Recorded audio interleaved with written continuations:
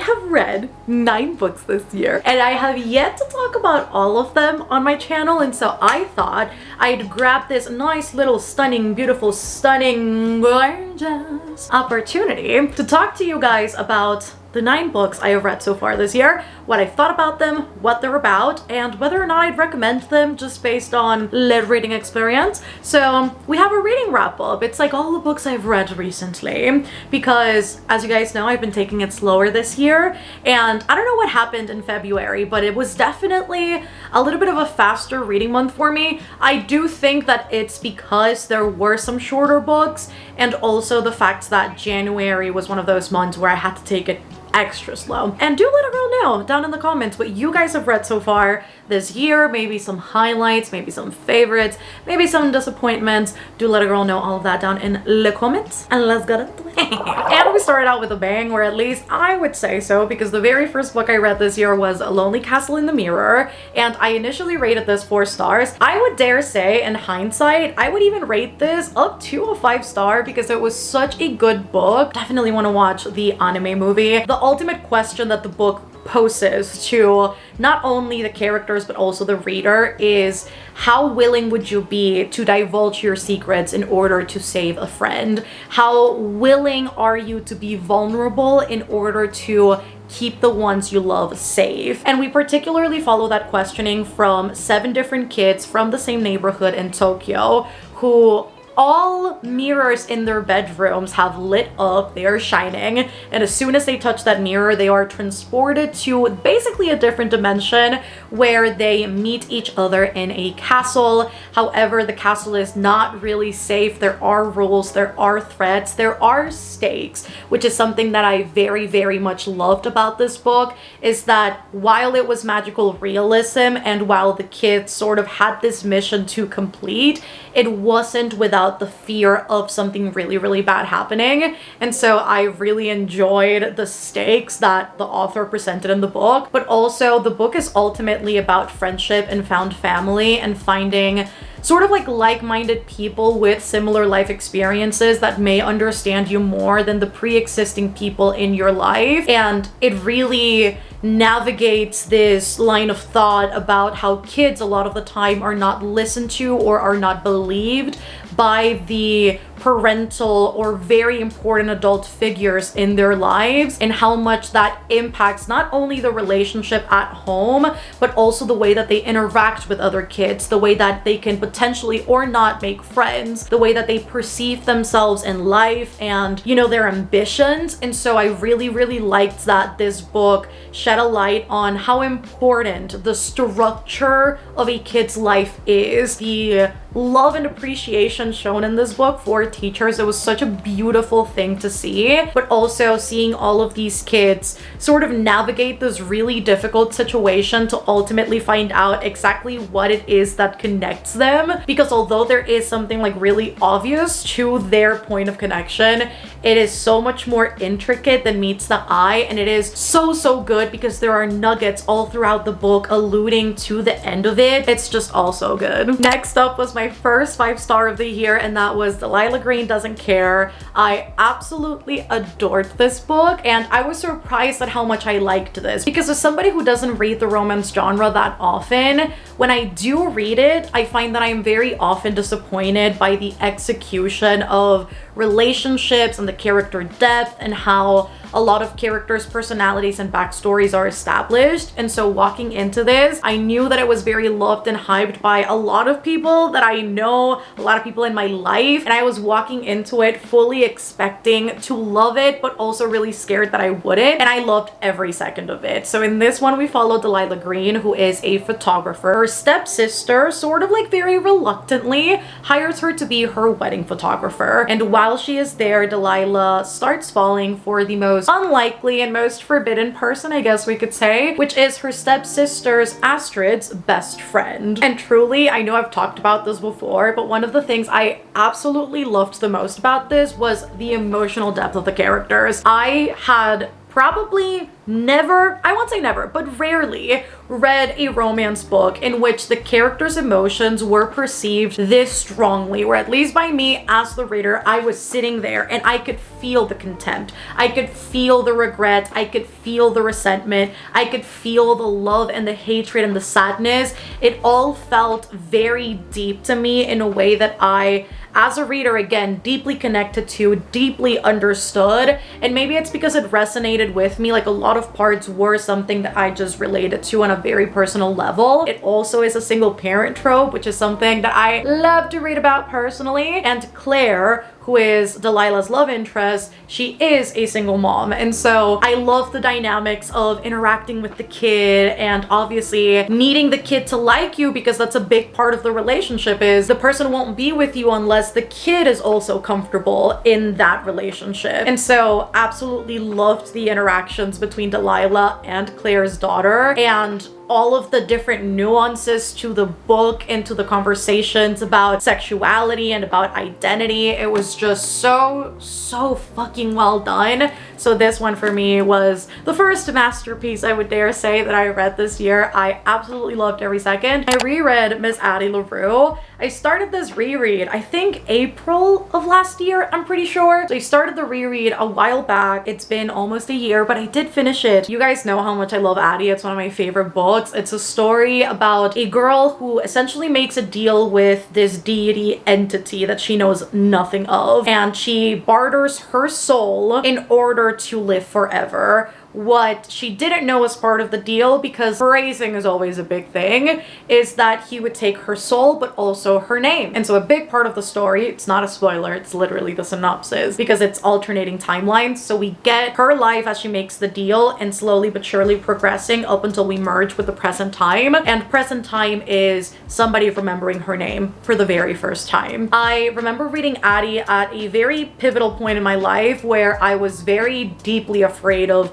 a lot of the same things that Addie was afraid of. Being forgotten, not making an impact, not making a difference. And what does it really mean to do any of those things? And why are we seeking any of those things? And I guess it's just this deep, like, existential need for validation and remembrance that Addie very deeply suffers from, that I could very much relate to a few years in the past. And so I fell in love with the book because of that initially. And then it really surprised me this time around when I reread the book. And now, while yes, I could totally see a lot of parts of Addie that I still hold myself, I found myself relating to Henry a lot more. And that's why I love rereads, because you catch something different every single time. And for me, reading about Henry's POV this time around and just reading about how he felt so misunderstood and like people saw him for something that he wasn't. And a lot of his thing was, how do you see me? When you see me, what do you see? And people either not being 100% truthful or seeing what they wanted to see and not who he really was. And it was so surprising to see how much that resonated now, and the sense of loneliness that you think is never going to leave you, regardless of who you surround yourself with, regardless of who you meet. And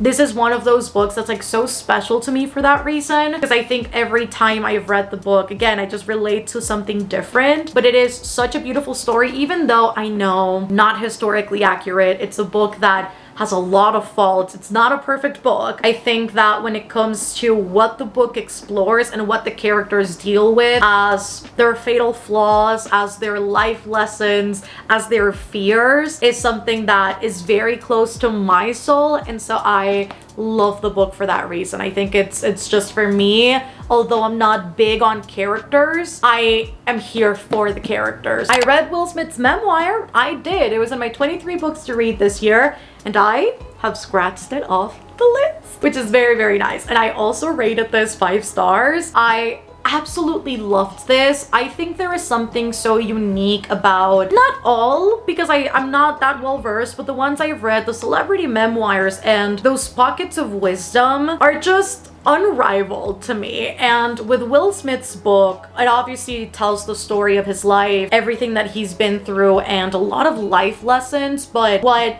anybody can relate to in this book, I think, as part of his experience, is prioritizing your work over everything else. And that's something that he discusses very in depth in this book, and priorities being disaligned, and you not knowing like what you're doing, but doing it because you're an autopilot, and letting yourself get carried away by all of these notions of grandeur, or by the notion of success because you are deeply afraid of not being successful. But by doing all of those things, you don't realize everything that you are risking, or everything that you are leaving behind, or everything that you are not putting time into. And I very much enjoyed hearing that side of his story, because obviously when you look at celebrities, they seem so unattainable that reading these types of books sort of humanizes them in a way that the media surely does not. And so, although I knew nothing of his story, I knew, nothing about where he came from or how he grew up, I loved learning all of those things, and specifically listening to the audiobook. The audiobook has music in it, and he obviously narrates it himself, and it's just such an experience. And I think what's so cool about celebrity memoirs is that the ones I have listened to or the ones I have read, they're all very good entertainers, and it's such a joy to see that translate so well on audio only as well. And so this was a joy to read. I cried many times, I laughed many times. It genuinely just felt like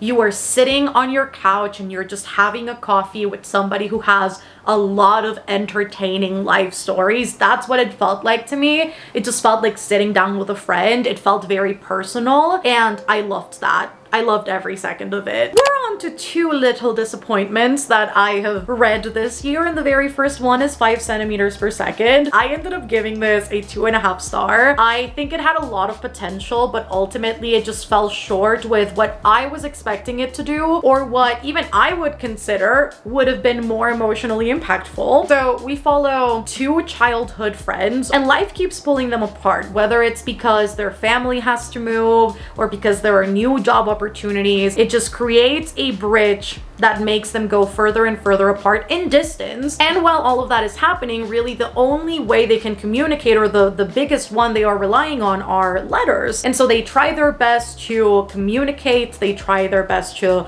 correspond with each other, to meet up, but obstacles get in the way, trains get delayed, and slowly but surely their friendship fizzles out enough to the point where, as they are further into high school and then into their adult years, they no longer talk. They are no longer in connection with each other. And what I found so immensely disappointing about this one is that we only got to see Tono's perspective, which is the guy's perspective. I think that if we would have gotten alternating chapters, or maybe a little bit of this, maybe a little bit of her perspective as well, I think it would have been so much more impactful. But we really only get to see his perspective, his life, what he is doing, how much difficulty he has forming friendships and relationships because he is still thinking about this one girl. And I kind of wish that we would have seen her struggling through the same or not, and kind of seeing people's different reactions, their difference in adapting to these situations and meeting people and interacting with others. It felt like it was setting it up,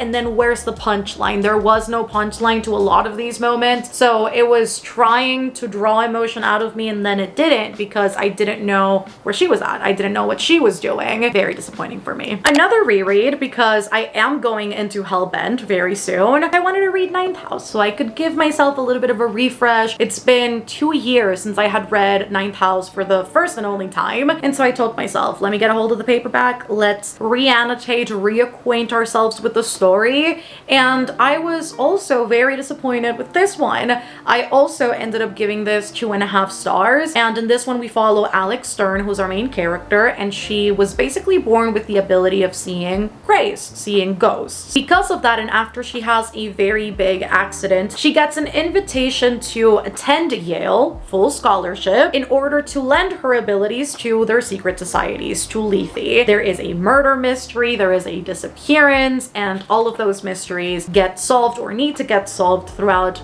the entirety of the story. And yeah, I was a little bit disappointed with this one as a reread. I think I was so enamored the very first time around with the idea of Ninth House, and although I do think there are things that are done very well in this, I think Leigh Bardugo builds atmosphere really, really well. There were a lot of scenes that sensory-wise, I could feel, I could smell, I could just see in my head, and those things as a reader, I really, really appreciate, and I think she is a master at sort of building up that tension, building up that suspense. I also still really like Alex's resilience as a main character because of everything that she has gone through. I really like the commentary on class and privilege and the caring or not caring for people from different backgrounds, ethnicities, races, up until it is of benefit to the people in power. I like all of those things, so I don't think that this book is fully bad. I think that there are a lot of things that work about this book. I love Darlington, I love Alex,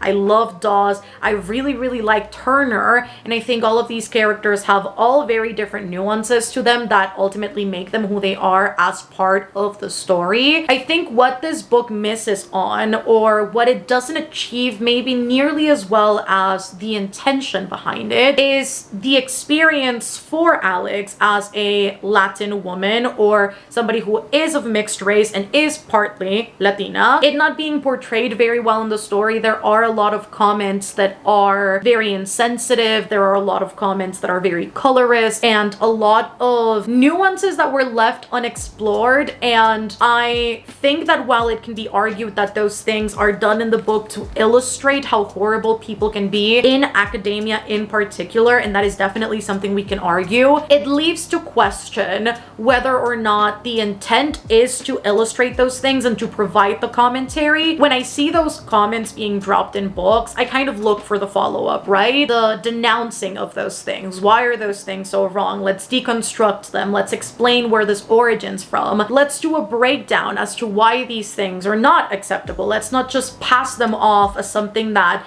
is a part of the experience and you should just embrace that it's a part of the experience. And that's the part that was missing for me in this book. I read a new favorite this year. I mean, I've read several new favorites so far, but this one really just hit the spot for me, and that is Sirens and Muses. I knew I was going to like this book. I just wasn't expecting it to be as absolutely incredible as it was. The connection between the art and its creator and what happens when you fall out of love with your art and with your craft. How do you get that back? The cycles within art. I think this book sets up all of those themes, all of those conversations, all of those moments so incredibly well. And I fell in love with every single one of the characters that delivered some part of that commentary. I also think that the book being set during a recession period was so freaking smart, because when we talk about recessions and art, and particularly collecting art, which is a big part of this book as well, we look at people sort of hoarding and really keeping close what they have so that it doesn't devaluate in any way, shape, or form. And Louisa, as one of the main characters, I think it was such a job well done as far as a protagonist went, to paint somebody who had such a love and passion and drive to pursue art and do something with it, but also not knowing fully well what her style was, what she wanted to pursue and achieve with her art, and it being such an explorative thing for her at first, to ultimately falling so out of love with it that she didn't even know what to do with herself anymore.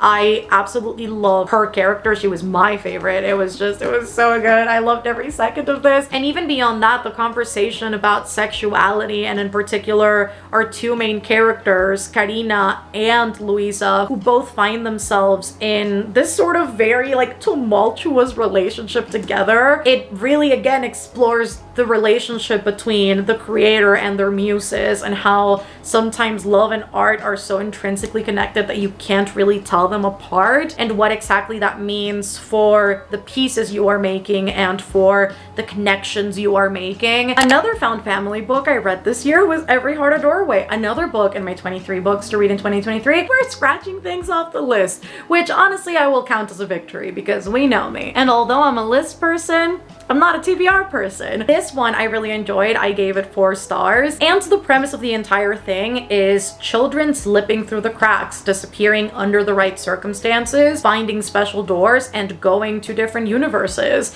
And we particularly in this one follow Nancy's story as she comes back through her door and her parents take her to Eleanor West's home, where she meets like-minded individuals. Well, not necessarily like-minded, but they all have very similar experiences, and they are all seeking the same exact thing she is looking for, which is to go back through the door and go back to what she considers to be her home. And the reason why all of these kids are essentially seeking that is because they are completely and thoroughly changed and impacted by those worlds that they visited. Whether it was a high logic or nonsense world, or a wicked, or the other side of it, which I can't remember now what it's called, world, all of them are significantly impacted by what they live in those worlds, because they all have different customs, different ways of acting and speaking and conducting themselves. And so they are all seeking that safe space again because they feel so uniquely singled out in the real regular world. And once Nancy gets to this home, a murderer goes down and crazy things start happening in the house.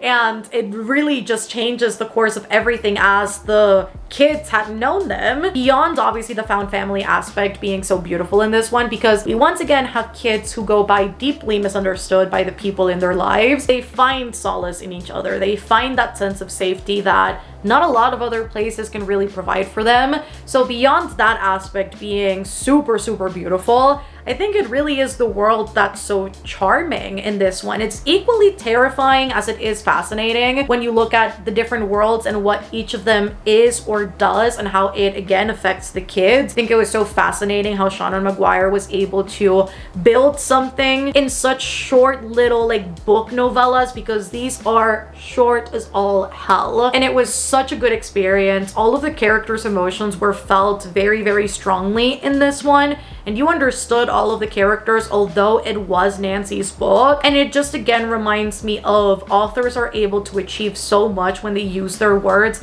extremely intentionally, and that's what this reminded me of. And the last one we have, the most recent read, is Highly Suspicious and Unfairly Cute by Talia Hibbert. I also really enjoyed this one, and I also gave it 4 stars. We follow our main 2 characters, Bradley and Celine, who are both high school students, and they are currently going through all of the very arduous work of being a senior in high school. Well, they're both in the UK, so whatever the equivalent is to that, or whatever it's named over there, and going through all of the applications and the programs and the extracurriculars. They're really feeling it. They're really feeling the need to nail down what they want to do and really earn their place at whatever program, university they want to go to. And as part of that plan, they both decide to enroll to this very, very special program that, if won, will grant the winner a full ride scholarship to the program and college of their choice. And I really enjoyed how this book was truly a YA. And I talk about this a lot with my friends, where YA nowadays is a lot of the time not geared towards its audience. A lot of the time it's geared towards adults. And so I very much appreciated the young voice of the story. None of the characters seemed overly wise, overly mature in a way that didn't feel realistic to the age and space of their lives that they were in. The voices felt realistic. The advice they gave each other and how they bantered back and forth felt very akin to what a high schooler would do, which I very much love. And particularly for our 2 main characters, even their individual struggles with the college equation, we see both of them wanting to pursue law for very different reasons, and reasons still that are not genuine to them. And so it's still a lot about beating that expectation that people in your life may have of you, or that you have set for yourself without realizing exactly what it is. All very teenage high school struggles, I think, that again, very, very good, very well done as far as execution went. And I enjoyed this. Kind of wish that the book maybe would have expanded a little bit more on Celine and Bradley's relationship, because it wasn't as on page as I would have wanted. And by that I don't mean like the romance aspect of it, I mean their friendship. I mean those initial stages of getting together and like trying to date and maybe it not working out. I feel like it was so focused on everything else, which is not an issue at all, but I think that it being a romance and it obviously selling the idea of these two getting together, felt a little bit underdeveloped, but nothing that I was like overly nagged by. And yeah, friends, those are all of the books I read so far this year. That is my recent reads wrap up. I hope that you guys enjoyed this one. If you did, don't forget to give it a massive thumbs up down below. And also let a girl know down in the comments what you've read recently. Don't forget to give this video a massive thumbs up down below. Subscribe if you haven't already. Again, all of the links are down in the description for Patreon if you want to support the channel further. For the podcast, if you want to listen to our podcast now, it is the Talk and Talk podcast, and it is out now on Spotify and Apple Podcasts. I love you guys so much, and I shall see you on the next one. Bye, guys!